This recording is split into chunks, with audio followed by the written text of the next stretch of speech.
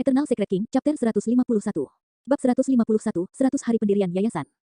Saat 5 Master Puncak memerintahkan Su Zimo, Leng Rou, dan sedikit gemuk untuk tetap diam, tidak ada seorang pun di sekte yang mengetahui detail pertempuran di kota Linfeng. Semua orang hanya samar-samar mendengar bahwa Leng Rou dan kawan-kawan bertemu dengan penyergapan ketika mereka keluar. Dua murid sekte dalam meninggal secara tragis dan mereka bertiga hanya diselamatkan setelah inti emas sekte tersebut tiba.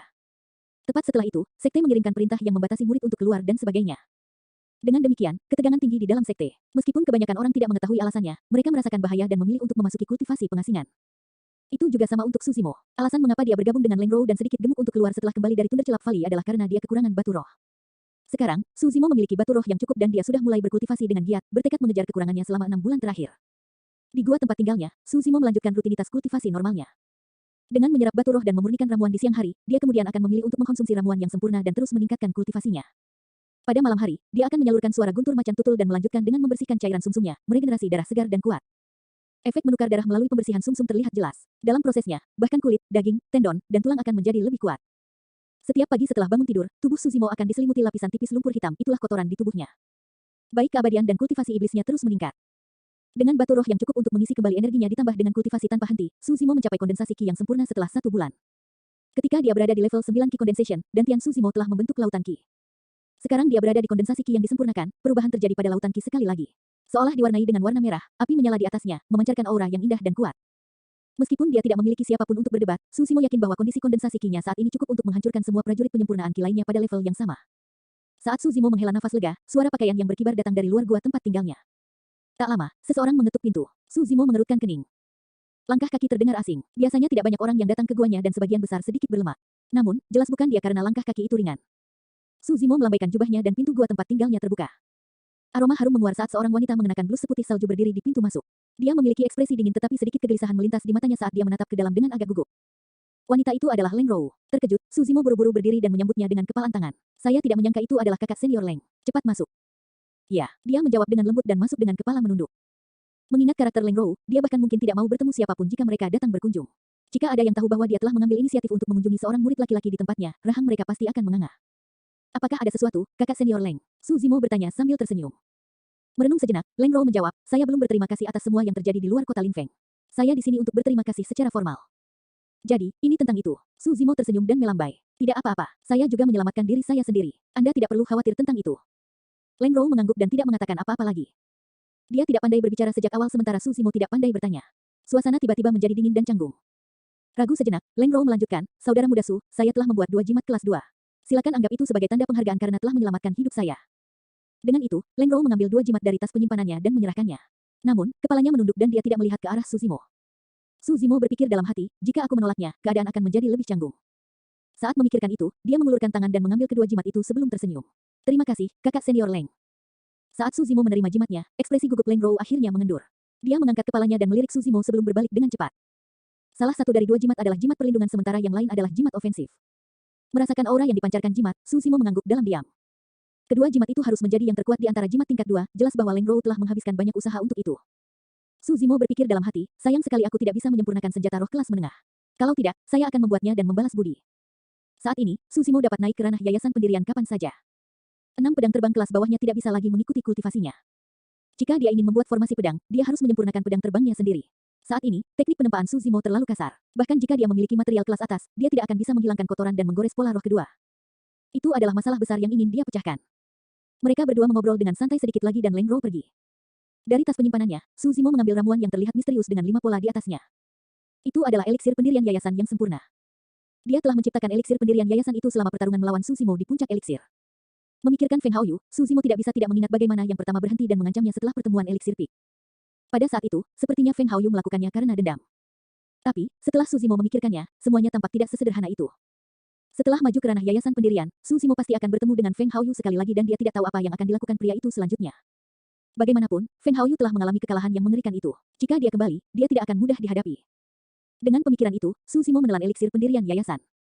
Itu langsung meleleh di mulutnya, mengiringkan aliran hangat ke tenggorokannya ke dantiannya yang memancarkan efek obat yang kuat. Di bawah pengaruh efek obat itu, Su Zimo menenangkan dirinya dan mengumpulkan lautan Qi di dalam dantiannya. Dia tidak cemas atau terburu-buru. Seperti namanya, pendirian yayasan adalah untuk meletakkan yayasan.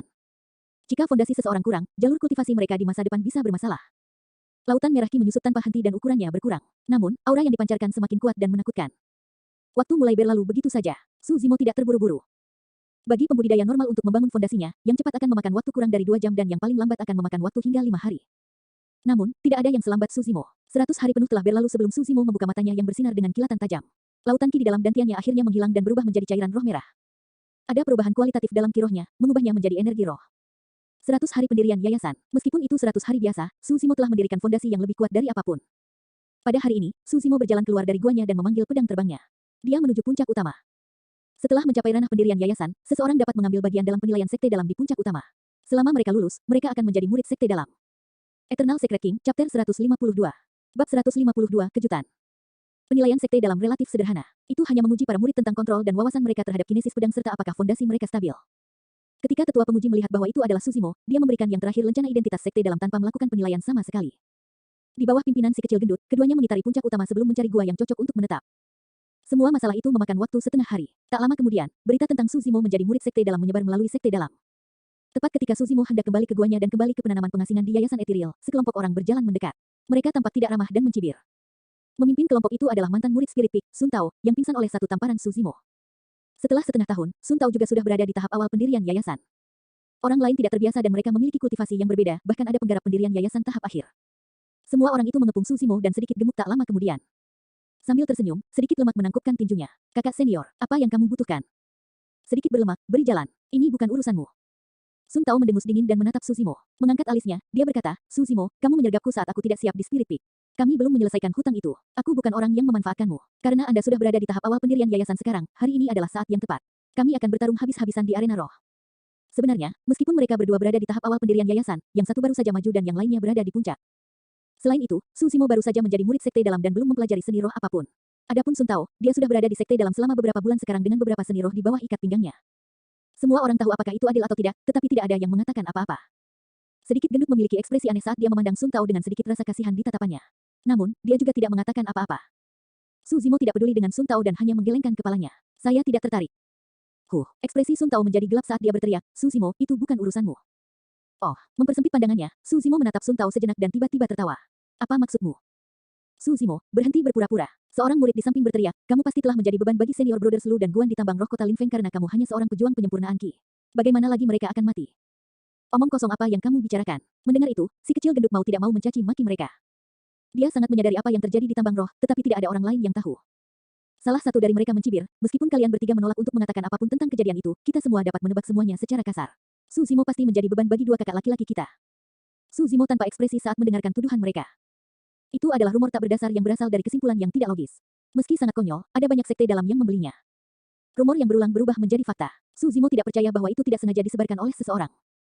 Sun Tao mencemooh dengan dingin, Suzimo, bahkan jika kamu menolak tantanganku hari ini, akan ada banyak saudara senior lainnya yang datang untuk menantangmu mulai hari ini atas nama dua saudara senior kita yang telah meninggal. Kamu bisa bermimpi tentang berkultivasi dengan damai mulai sekarang. Dengan ekspresi tidak berubah, Suzimo mengangguk. Baiklah, ayo menuju ke arena roh. Entah kenapa, Sun Tao merasa gelisah saat mendengar nada riang Suzimo. Lagi pula, Suzimo telah mengalahkan Feng Haoyu saat dia berada di alam kondensasi Qi. Sekarang dia berada di ranah pendirian yayasan, Suzimo pasti lebih kuat. Namun, Sun Tao berpikir lagi, bagaimana Suzimo bisa menjadi tandingannya karena yang terakhir baru saja bergabung dengan sekte dalam dan belum belajar seni roh. Pada saat imajinasi Sun Tao menjadi liar, semua orang telah tiba di arena roh di puncak utama. Suzimo memasukinya perlahan, terlihat tenang dan tenang. Mencabut pedang terbangnya, Sun Tao melompat ke arena roh. Dia menyihir segel tangan dengan tangan kirinya dan energi roh bergema di ujung jarinya, seni roh mulai terbentuk. Haha, hari ini adalah saat di mana aku akan mendapatkan kembali martabatku. Sun Tao menyihir seni rohnya dan menenangkan diri. Dia tidak bisa membantu tetapi tertawa terbahak-bahak. Ekspresi Suzimo tidak berubah saat dia berkata dengan acuh tak acuh, Sun Tao, jika aku bisa menjatuhkanmu pertama kali, aku bisa menjatuhkanmu untuk kedua kalinya. Ledakan. Tepat setelah dia mengatakan itu, Suzimo menghilang dari pandangan. Di antara mereka berdua, banyak bayangan muncul dan dalam sekejap mata, Suzimo tiba di hadapan Sun Tao. Dia tidak menggunakan senjata roh atau energi, ini murni ledakan kekuatan fisiknya. Aura yang intens dan ganas menyembur keluar. Untuk sesaat, Sun Tao merasa bahwa dia tidak sedang menghadapi manusia, melainkan binatang purba. Dia tidak punya waktu untuk berpikir saat dia menyerang dengan spirit art di tangan kirinya. Mengontrol pedang terbangnya dengan tangan kanannya, dia menginginkannya untuk menusuk ke depan. Dia hampir tidak perlu membidik sama sekali karena mereka begitu berdekatan. Bang, ledakan, ledakan. Tiba-tiba, Sun Tao mendengar suara tsunami yang mengerikan di telinganya. Mata Suzimo berbinar, kekuatan darahnya meledak. Dengan pukulan biasa, Suzimo menghancurkan seni roh Sun Tao. Tepat setelah itu, dia melangkah ke samping dan menghindari pedang yang masuk dan dengan membalikkan tangannya, dia memukul wajah Sun Tao dengan kejam. Ini adalah langkah yang sama persis dengan yang dia lakukan di Spirit Peak. Sun Tao terkejut saat dia merasakan penglihatannya menjadi hitam. Kekuatan yang sangat deras turun ke atasnya dan dia jatuh ke belakang tak terkendali. Bang, kilatan darah muncul saat bagian belakang kepalanya mendarat di tanah. Sun Tao pingsan di tempat. Itu terlalu cepat. Murid sekte dalam yang menyaksikan di bawah tidak siap untuk Sun Tao runtuh di arena roh hanya setelah beberapa saat kontak. Tertegun di tempat, kebanyakan dari mereka belum mendaftarkan faktanya. Tiba-tiba, Su Zimo berbalik dan menatap para murid sekte dalam. Dia berkata dengan tenang, siapapun yang tidak yakin bisa datang bersama. Aku akan membawa kalian semua pada saat yang sama. Semua orang gempar. Saat berikutnya, murid sekte dalam di bawah terbakar amarah dan berteriak, tidak masuk akal. Betapa sombongnya. Apa yang dimaksud Su Zimo dengan itu? Dia menatap semua orang seolah-olah mereka bukan apa-apa. Semua murid sekte dalam yang hadir berada di puncak masa muda mereka. Bagaimana mungkin salah satu dari mereka mentolerir penghinaan seperti itu dari seorang murid yang baru saja memasuki sekte dalam? Little Fatty diam-diam mengerutkan kening, agak bingung. Kenyataannya, setelah apa yang dikatakan Sun Tao, Su Zimo menyadari bahwa ini sebenarnya adalah skema musuh yang bersembunyi di kedalaman. Tidak peduli apa, dia harus menerima tantangan ini. Seperti yang dikatakan Sun Tao, jika dia tidak menyelesaikannya hari ini, dia tidak akan bisa berkultivasi dengan damai di masa depan. Cara termudah dan paling efektif untuk menyelesaikannya adalah mengejutkan. Bukan hanya untuk mengejutkan kelompok Sun Tao, lebih dari itu, untuk mengejutkan musuh yang berkomplot melawannya dalam kegelapan. Oleh karena itu, Su Zimo tidak hanya akan menjatuhkan kelompok Sun Tao hari ini. Dia akan mengungkapkan kekuatannya yang sebenarnya dan menghancurkan semuanya sepenuhnya. Eternal Secret King, Chapter 153. Bab 153, Rumah Lelang Sky Tracer. Meskipun banyak murid yang marah, mereka masih bisa tetap rasional dan tidak terburu-buru.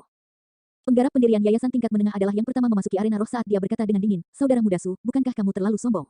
Saya. Sebelum orang itu selesai berbicara, Su Zimo mengambil 2 langkah dan tiba di depannya. Tanpa sepatah kata pun, dia mengangkat tangannya dan menggambar busur di udara. Pukulannya penuh dengan kekuatan, seolah-olah sebuah stempel raksasa sedang dihancurkan. Ah, orang itu berteriak dan langsung menghancurkan jimat perlindungan. Tinju Su Zimo membentur penghalang jimat pelindung, menyebabkannya bergetar hebat. Tepat setelah itu, serangkaian suara menakutkan terdengar. Retakan, retakan, retakan, retakan muncul dan meluas di permukaan penghalang cahaya. Jimat perlindungan tingkat 2 dihancurkan oleh satu pukulan dari Su Zimo. Orang itu ketakutan setengah mati. Tanpa menunggu Su Zimo melanjutkan meninju, dia melompat turun dari arena roh dengan ketakutan di matanya. Mundur dengan panik, dia seperti anjing liar. Murid sekte dalam lainnya mengertakkan gigi dan melompat ke arena roh, memanggil pedang terbangnya secara instan. 2 lampu roh menyinari pedang itu dengan menyilaukan, itu adalah pedang terbang kelas menengah. Di sisi lain, orang itu menyulap segel tangan dan mengarahkannya ke kaki Su Zimo.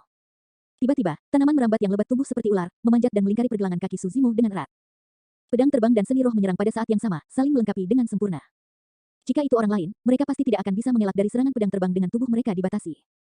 Namun, garis keturunan Su Zimo terlalu kuat. Kecuali itu adalah penggarap pendirian yayasan tahap akhir, tidak ada orang lain yang bisa menjebaknya. Bang, ledakan, ledakan. Darah di dalam tubuh Su Zimo bergemuruh saat kilat menyambar. Menyerang tanaman merambat yang disulap oleh seni roh, kekuatan guntur menyetrumnya menjadi kehampaan. Berdebur. Pada saat yang sama, pedang terbang itu menusuk ke arah glabella Su Zimo. Tertawa pelan, Su Zimo tidak mengelak sama sekali. Dia mengulurkan telapak tangannya dan membelai pedang yang masuk dengan lembut, selembut lidah. Pedang terbang itu jatuh ke telapak tangan Su Zimo dengan patuh. Adapun telapak tangan Su Zimo, sama sekali tidak terluka. Murid sekte dalam di ujung sana membuka mulutnya lebar-lebar dan bola matanya hampir keluar. Metode seperti itu jauh di luar pengetahuannya. Meraih senjata dengan tangan kosong hanyalah tipuan kecil di antara seniman bela diri untuk menghadapi manusia. Tapi, tidak ada yang pernah melihat seorang kultivator yang bisa berurusan dengan pedang terbang penggarap pendirian yayasan hanya dengan menggunakan tangan kosong. Semuanya, ayo serang bersama. Seseorang tiba-tiba berteriak dari kerumunan. Puluhan murid di bawah melompat ke arena roh dengan kepala panas. Begitu caranya, Su Zimo tertawa terbahak-bahak. Dia mengambil beberapa langkah dan menabrak kerumunan, meledakkan kekuatan garis keturunannya. Menggunakan kekuatannya yang tak tertandingi dan teknik tinjunya yang ganas, dia menghancurkan semua orang. Bang, bang, bang. Disertai dengan teriakan kesakitan, suara kepalan tangan dan daging yang beradu terdengar terus-menerus saat tubuh-tubuh berjatuhan satu demi satu. Banyak orang baru saja memasuki arena roh. Namun, mereka dirobohkan oleh Su Zimo bahkan sebelum mereka bisa berdiri kokoh. Dalam sekejap mata, tubuh berserakan di seluruh arena roh. Mereka benar-benar dikalahkan. Jauh, 3 pembudidaya berdiri. Dari lencana identitas mereka, mereka juga murid sekte dalam. Namun, aura mereka luar biasa dan mereka jelas tidak seperti orang lain. Itu Su Zimo, yang nomor 1 dari 4 puncak tahun lalu. Kekuatan tempur jarak dekatnya lumayan. Namun, itu tidak banyak berguna. Ya, melawan kita, dia bahkan tidak akan memiliki kesempatan untuk mendekat, seseorang di antara mereka tertawa. Saya mendengar bahwa ada cukup banyak murid dengan pemberkahan yang layak tahun lalu. Selain Su Zimo, ada Feng Haoyu dan seorang wanita cantik bernama Leng Rou. Ya, ketiganya memiliki kesempatan untuk menjadi murid warisan seperti kita. Itu untuk masa depan. Mari lanjutkan pengasingan kita dan bersiap untuk kompetisi sekte. Feng Haoyu menyaksikan semuanya tanpa ekspresi dan berbalik untuk kembali ke gua tempat tinggalnya. Begitu dia masuk dan menutup pintu, Feng Haoyu berhenti di jalurnya seolah dia merasakan sesuatu. Metode pemuda itu menakutkan. Di tambang roh kota Lin Feng, lebih dari 30 penggarap pendirian yayasan tewas di tangannya. Bahkan ada tahap akhir di antara mereka. Suara serak terdengar tiba-tiba, itu berasal dari sosok hitam yang berdiri di sudut gua tempat tinggal. Feng Haoyu diam-diam terkejut. Tidak ada murid sekte yang tahu tentang apa yang terjadi di kota Lin Feng. Hanya 5 master puncak dan beberapa tetua yang pergi sebagai bala bantuan yang mengetahuinya. Feng Haoyu berkata, menurut apa yang Anda katakan, senior, saya tidak dapat menghadapinya dengan kemampuan saya saat ini. Lagi pula, aku tidak bisa membunuh Su Zimo di dalam sekte.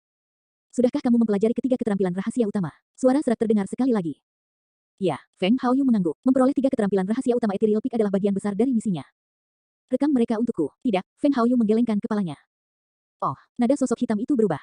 Seketika, suasana di dalam gua menjadi tegang dan dipenuhi dengan niat membunuh. Sebelum saya mempelajari keterampilan rahasia, Ling Yun membuat saya bersumpah untuk tidak menyebarkan keterampilan rahasia secara eksternal, jelas Feng Haoyu. Aku juga tidak punya pilihan. Tempat tinggal gua terdiam. Sesaat kemudian, sosok hitam itu tertawa sinis. Tidak menyebarkannya. Kita akan melihat berapa lama lagi Ethereal Peak dapat bertahan. Ketika saatnya tiba, saya akan datang dan merebut 3 keterampilan rahasia utama secara pribadi. Bagaimana dengan Susimo dan 3 murid warisan dari Ethereal Peak? Feng Haoyu bertanya lagi, Susimo bisa diatur. Namun, ketiga murid warisan itu sebagian besar dalam pengasingan dan jarang menunjukkan wajah mereka. Tidak ada kesempatan untuk menyerang sama sekali. Sosok hitam itu memerintahkan, jangan bertindak gegabah agar kami tidak memperingatkan musuh.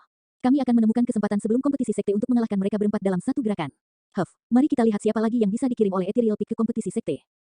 Embusan angin dingin bertiup melewatinya dan sosok hitam itu menghilang dari gua tempat tinggal Feng Haoyu. Seperti yang diharapkan Susimo, tidak ada seorang pun di sekte dalam yang mencari masalah dengannya setelah pertarungan itu. Selama 2 bulan berikutnya, dia mengunci diri dalam pengasingan dan menyerap batu roh terus-menerus, mengolah pendirian yayasan Ethereal untuk meningkatkan kultivasinya. 2 bulan kemudian, hampir akhir tahun, Susimo sekarang berada di puncak pendirian yayasan tahap awal. Dia memikirkannya dalam-dalam dan memutuskan untuk berjalan-jalan. Tujuan utamanya adalah menemukan manual rahasia untuk mengasah keterampilan penyempurnaan senjata seseorang. Tanpa manual seperti itu, Susimo tidak akan bisa memperbaiki teknik penyempurnaan senjatanya. Tidak peduli seberapa tinggi kultivasinya, dia akan menjadi hampir setengah lemah jika dia tidak dapat menggunakan formasi pedang. Tanpa memberitahu siapapun, Susimo pergi dengan diam-diam. Tujuannya adalah ke suatu tempat bernama Kota Ciyu. Itu adalah kota penting dalam dinasti Zhou besar dan berisi rumah lelang harta karun langit. Biasanya, selama ada kota tempat para pembudidaya berkumpul, akan ada paviliun harta karun langit.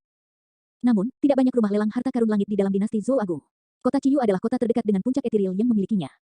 Rumah lelang Sky Tracer bermaksud untuk mencoba peruntungannya di rumah lelang Sky Tracer. Sejak pertarungan di luar kota Lin Feng itu, dia memiliki cukup banyak batu roh di tas penyimpanannya, itu hanya nyaman baginya. Eternal Secret King, Chapter 154. Bab 154, Lencana Asli. Kota Ciyu, dari jauh, itu tampak seperti raksasa menakutkan yang tergeletak di tanah. Bahkan ibu kota negara yang memucat jika dibandingkan. Tapi, ini hanya satu kota besar dari dinasti. Bisa dibayangkan betapa megah dan mendominasi ibu kota dinasti Zhou Agung. Sepanjang jalan, jumlah pembudidaya bertambah jumlahnya semakin dekat dengan kota Ciyu. Di ibu kota negara Yan, kebanyakan hanya ada Key Refinement Warriors. Bahkan sulit untuk melihat penggarap pendirian yayasan. Namun, penggarap pendirian yayasan sangat umum di kota Ciyu. Terbang dengan pedang mereka, ada orang yang datang dan pergi terus-menerus. Kadang-kadang, bahkan Golden Core yang bisa melakukan perjalanan di udara tanpa menggunakan benda apapun akan lewat. Sebagai perbandingan, kota Ciyu benar-benar lebih seperti kota bagi para pembudidaya. Meskipun Susimo adalah murid dari puncak Ethereal, dia tidak berani bersikap flamboyan di kota Ciyu. Bahkan, dia bahkan menyingkirkan lencana sekte dan mencari penginapan acak di dalam kota. Mirip dengan paviliun harta karun langit, rumah lelang harta karun langit juga didukung oleh keluarga kerajaan dari dinasti Zhou Agung. Mendengarkan diskusi para pembudidaya di sekitarnya, kepercayaan diri Susimo terhadap perjalanan ini meningkat. Dikatakan bahwa rumah lelang harta karun langit adalah pasar perdagangan terbesar di dinasti Zhou Agung. Itu terkenal dan banyak harta langka dan unik telah dilelang di sini, baik itu senjata roh, ramuan, jimat dan manual dan sebagainya. Tentu saja, harga barang yang dilelang juga sangat tinggi.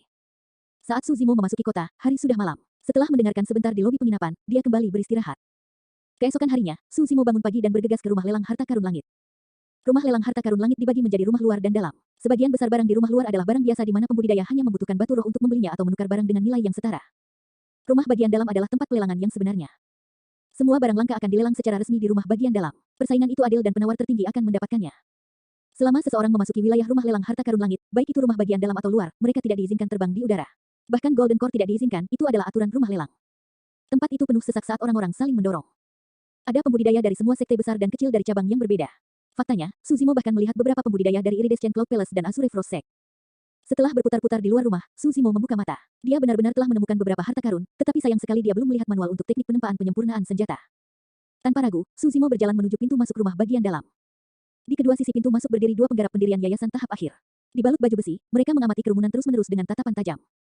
Penjaga seperti itu bisa dilihat di mana-mana di rumah lelang harta karun langit. Bahkan jika inti emas menyebabkan masalah di sini, dia akan ditekan dengan kejam. Susimo baru saja menaiki tangga ketika dia dihentikan oleh kedua penjaga itu. Tunjukkan padaku lencana harta karun langitmu, kata salah satu dari mereka dengan dingin. Susimo tercengang dan bertanya, saya butuh lencana harta karun langit. Penjaga lainnya menjelaskan dengan sabar, lencana warna yang berbeda mewakili bagian berbeda dari rumah bagian dalam tempat Anda akan duduk. Perunggu adalah yang terburuk dan emas adalah yang terbaik. Susimo benar-benar tidak tahu bahwa dia harus menunjukkan lencana harta karun langit untuk memasuki rumah bagian dalam. Nyatanya, rumah bagian dalam bukanlah tempat yang bisa dimasuki siapa saja. Lencana harta karun langit adalah bukti bahwa seseorang memenuhi syarat untuk ikut serta dalam pelelangan. Kalau tidak, siapa yang tahu apakah ada orang di sana untuk memancing di perairan yang bermasalah. Selain itu, sebagian besar pembudidaya yang bisa mendapatkan lencana harta karun langit adalah mereka yang telah menjual sejumlah barang tertentu di paviliun harta karun langit. Itu juga merupakan bukti identitas dan kekuatan seseorang yang dapat diverifikasi. Pada saat seperti ini, lencana sekte Ethereal Peak tidak berguna seperti lencana harta karun langit. Susimo memang memiliki lencana harta karun langit, dan itu adalah emas. Namun, dia tidak pernah menggunakan lencana emas itu sejak dia mengetahui tentang identitas Ji Yaoxue, takut itu akan menimbulkan masalah yang tidak perlu. Tetapi dengan situasi saat ini, Susimo tidak punya pilihan selain menyerahkan lencana emas harta karun langit. Ketika penjaga melihat bahwa itu adalah lencana emas, dia tidak bisa menahan cemberut. Biasanya, seseorang dari kultivasi Susimo, pendirian yayasan tahap awal, akan kesulitan bahkan untuk memiliki lencana perak. Lencana emas harta karun langit hampir hanya eksklusif untuk inti emas. Hanya inti emas yang layak mendapatkan lencana emas. Naluri pertama penjaga itu adalah bahwa lencana emas harta karun langit itu palsu. Tanpa perubahan ekspresi, dia menekan dengan lembut di tengah lencana emas harta karun langit. Ekspresinya melembut dan dia mengangguk ke penjaga lainnya. Lencana emas harta karun langit itu asli. Sebelum ini, ada juga insiden lencana harta karun langit palsu. Namun, tidak ada yang berhasil menggertak jalan mereka. Alasan utamanya adalah bahwa di tengah setiap lencana harta karun langit, akan ada tanda unik yang tidak dapat ditiru oleh orang luar. Satu sentuhan oleh penjaga sudah cukup untuk mengetahui apakah lencana emas itu asli. Latar belakang cendekiawan berjubah hijau ini tidak sederhana. Para tetua di keluarganya harus menyayanginya agar bersedia memberikan lencana emas harta karun langit kepada pendirian yayasan tahap awal. Salah satu penjaga diam-diam berkata dan mengangguk pada Susimo. Dia kemudian minggir dan mengembalikan lencana emas harta karun langit. Susimo mengambil token itu dan meluncur melalui tangan penjaga itu. Tepat ketika hendak meninggalkan tangan penjaga, kilatan dingin melintas di mata penjaga seolah-olah dia menyadari sesuatu saat dia memegang lencana emas harta karun langit dengan erat. Ada yang tidak beres. Ketika lencana emas harta karun langit meluncur melalui tangannya, dia dengan jelas menyentuh karakter kata. Penjaga itu mengambil kembali lencana emas harta karun langit dan melambaikan tangannya. Seketika, beberapa penggarap pendirian yayasan muncul di sampingnya, tampak jahat dan tidak ramah saat mereka mengepung Susimo dalam lingkaran. Apa yang salah? Susimo mengerutkan kening dan bertanya. Penjaga itu memandang Susimo dan mendengus. Mengangkat lencana emas harta karun langit, dia memeriksanya di bawah matanya. Di pojok kanan lencana emas harta karun langit, ada karakter seukuran nyamuk. Selama seseorang fokus padanya, mereka akan dapat mengenali bahwa itu adalah kata Sui. Penjaga menyerahkan lencana emas harta karun langit kepada orang lain dengan ekspresi gelap. Jika bukan karena karakter Sui itu, lencana emas harta karun langit akan asli. Namun, itu terlalu palsu dengan itu. Ini jelas merupakan lencana putri ketiga dinasti Zhou Agung. Bagaimana itu bisa berada di tangan orang luar? Satu beraninya kau memalsukan lencana emas harta karun langit palsu. Anda benar-benar tidak tahu arti kematian. Turunkan dia. Penjaga lain berteriak setelah memeriksa lencana. Tunggu. Susimo sangat tenang saat dia berkata dengan suara yang dalam. Rekan Daois, apa hakmu untuk mengatakan bahwa lencanaku palsu? Anda tidak punya bukti sama sekali. Anda harus memberi saya beberapa bukti. Tidak mungkin lencana emas harta karun langit palsu dan Susimo ingin melihat apa yang dikatakan penjaga itu. Penjaga itu mencibir. Baiklah, aku akan memastikan kamu mati dengan keyakinan. Tepat ketika orang itu akan berbicara, keributan terjadi tidak jauh dari sana dan kerumunan itu gelisah. Melihat dari sudut matanya, penjaga itu gemetar dan dia langsung terlihat hormat. Bahkan ada tampilan keracunan di matanya. Itu sama untuk semua orang karena mereka benar-benar melupakan Susimo untuk saat ini. Karena penasaran, Susimo berbalik. Eternal Secret King, Chapter 155. Bab 155, Kepala Pelayan Gu. Sekelompok pelayan mengepung dua wanita saat mereka berjalan mendekat. Di bagian paling depan, kulit wanita itu seputih salju. Dia memiliki penampilan yang sangat indah dan langkahnya memancarkan pesona yang dewasa. Wanita itu memiliki senyum di wajahnya, dan setiap gerakannya memancarkan aura keanggunan. Jelas, statusnya di rumah lelang Sky Tracer tidaklah rendah. Di sampingnya, ada seorang gadis muda dengan gaun merah muda panjang. Meski wajahnya tertutup kerudung, matanya yang indah berbinar dan membuat jantung seseorang berdebar kencang.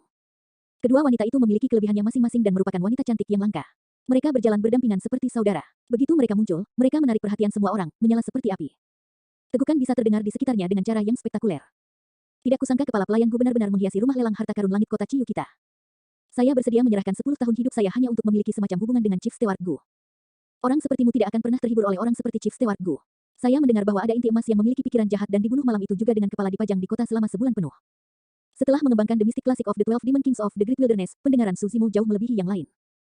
Meskipun diskusi itu hening, dia masih bisa mendengarnya. Jadi, ini dia, Susimo bergumam pada dirinya sendiri. Saat tiba di kota Ciyu kemarin, Susimo mendengar cukup banyak orang membicarakan wanita ini. Namanya Gusi dan dia adalah kepala pelayan rumah lelang harta karun langit. Dikatakan bahwa bahkan kaisar dari dinasti Zhou Agung sangat menghormatinya. Dia adalah sebagian besar alasan mengapa rumah lelang harta karun langit begitu terkenal. Tidak ada yang tahu kultivasi wanita itu. Namun, tidak satu pun dari mereka yang memendam niat jahat terhadapnya selama bertahun-tahun yang hidup untuk menceritakan kisah itu.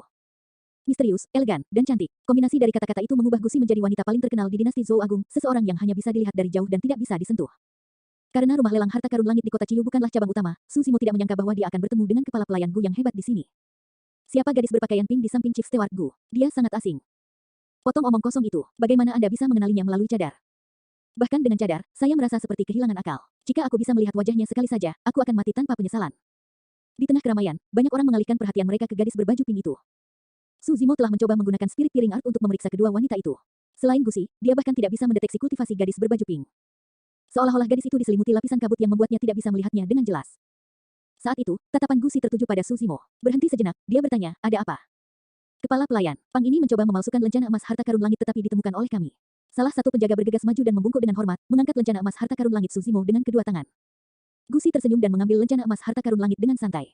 Dia kemudian menatap Susimo dengan senyum tipis. Kamu terlihat sopan tapi kamu punya cukup nyali. Tidak ada lagi yang bisa dikatakan tentang ini. Sesuai aturan, bunuh orang ini.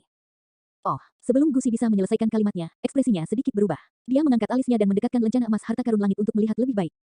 Setelah beberapa saat, Gusi mengangkat kepalanya dan mengamati Suzimo dengan cermat. Dia memiliki ekspresi yang aneh. Bibi Gu, ada apa? Gadis berbaju merah muda memperhatikan suasana aneh dan bertanya dengan lembut. Suaranya lembut sampai ke tulang dan sangat memikat. Gusi melirik ke samping dan tetap diam. Namun, sebuah suara terdengar di benak gadis berbaju merah muda. Lencana ini seharusnya asli, tapi aku tidak tahu kenapa dengan orang ini. Lihatlah. Hanya Nasjen Solus yang dapat menggunakan teknik seperti transmisi suara. Gadis berbaju merah muda mengambil alih lencana dan sedikit terkejut saat melihat karakter Sui di kanan bawah. Dalam sekejap mata, dia sepertinya memikirkan sesuatu. Sudut bibirnya melengkung di bawah kerudung dan matanya berbinar. Dia berbisik ke telinga Gusi, lencana ini asli. Aku tahu siapa orang ini. Bibi Gu, panggil dia. Saya punya sesuatu untuk didiskusikan dengannya. Akses Red Live jika Anda suka menonton manga, komik. Gusi mengakui dan mengembalikan lencana emas harta karun langit, berkata, lencana itu asli. Ah, itu nyata. Kedua penjaga itu bingung di tempat. Ini jelas merupakan lencana putri ketiga dinasti Zhou Agung. Jika itu asli, apa hubungan orang ini dengan putri ketiga? Berhentilah membuat tebakan liar dan jangan melontarkan omong kosong. Seolah dia bisa membaca pikiran mereka, Gusi berkata dengan dingin. Kedua penjaga itu bingung dan buru-buru mengangguk setuju. Suzimo menghela nafas lega. Saat dia menyingkirkan lencana emas harta karun langit, dia merasakan tatapan membara padanya. Gusi dan gadis berbaju pink itu sama-sama mengawasinya. Meskipun gadis berbaju pink itu mengenakan kerudung, Suzimo hampir bisa melihat senyuman di wajahnya. Ikuti aku. Tiba-tiba, sebuah suara yang tidak perlu dipertanyakan lagi terdengar di benak Suzimo. Itu adalah suara Gusi. Bersama dengan gadis berbaju pink, Gusi berjalan menuju pintu samping rumah bagian dalam. Suzimo ragu sejenak sebelum mengikuti mereka. Pintu samping ke rumah bagian dalam hanya dapat diakses oleh karyawan. Orang luar hanya bisa masuk melalui pintu utama setelah menunjukkan lencana harta karun langit mereka. Sekarang Suzimo mengikuti Gusi dan gadis berbaju pink melalui pintu samping. Hal itu menyebabkan keributan di luar. Siapa sarjana berjubah hijau itu? Hak apa yang dia miliki? Banyak orang iri. Seseorang terbatuk pelan dan mencoba melangkah menuju pintu samping seolah-olah tidak ada yang salah. Namun, dia dihentikan oleh penjaga. Dia mencoba untuk berbicara tentang itu tetapi tidak berhasil dan hanya bisa pergi dengan gusar. Di dalam rumah bagian dalam, keadaan jauh lebih tenang dan jelas ada lebih sedikit orang. Gusi dan gadis berbaju pink berjalan di depan sementara Suzimo mengikuti mereka. Tenang dan tenang, dia tidak mengatakan apa-apa dan hanya mengamati sekeliling. Tata letak rumah bagian dalam seperti corong besar dan para tamu dipisahkan menjadi 3 wilayah umum berdasarkan warnanya. Kursi di bagian bawah adalah untuk pemilik lencana perunggu. Itu adalah tempat yang sempit tanpa banyak ruang untuk aktivitas.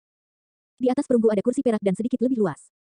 Beberapa level lagi dan itu di area emas. Di sini, kamar dibagi dan dipartisi. Permata indah menghiasi kamar-kamar dan meskipun tidak ada orang dari luar yang bisa melihat ke dalam, mereka yang di dalam bisa melihat semuanya dengan sangat jelas.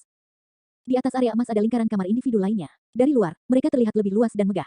Suzimo bertanya-tanya untuk siapa mereka dibuat. Di kedua sisi pintu masuk kamar di bagian atas, wanita muda yang cantik dan cantik berdiri menunggu.